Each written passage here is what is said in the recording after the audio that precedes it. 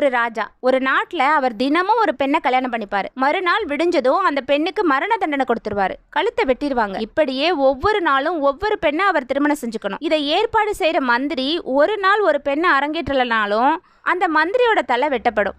ஒரு நாள் எந்த பெண்ணுமே கிடைக்கல. மந்திரியோட பெண் சொல்றாங்க, நான் ராஜாவை கல்யாணம் பண்ணிக்கிறேன்னு. வேற வழியே இல்லாம அந்த பெண்ணை ராஜாவுக்கு கல்யாணம் பண்ணி வைக்கிறாங்க. அன்னைக்கு இரவு அந்த ராஜா கிட்ட அந்த பெண் சொல்றா, ஒரு கதை சொல்லட்டுமா? அப்ப அவ ஒரு சுவாரஸ்யமான கதையை சொல்றா. அந்த கதையோட முடிவு வரும்போது பொழுது விடிஞ்சிருது. அவ தூங்கிடுறா. அந்த கதையோட முடிவை தெரிஞ்சுக்கிறதுக்காகவே மரண தண்டனையை தள்ளி வைக்கிறாரு அரசர். மறுநாள் அந்த கதையோட முடிவை சொல்லிட்டு அடுத்த கதையை தொடங்கிடுறா. அதோட முடிவை சொல்றதுக்கு முன்னாடியே விடிஞ்சிருது, தூங்கிடுறா. இப்படியே 1001 நாட்கள் அந்த பெண் கதை சொல்றாங்க.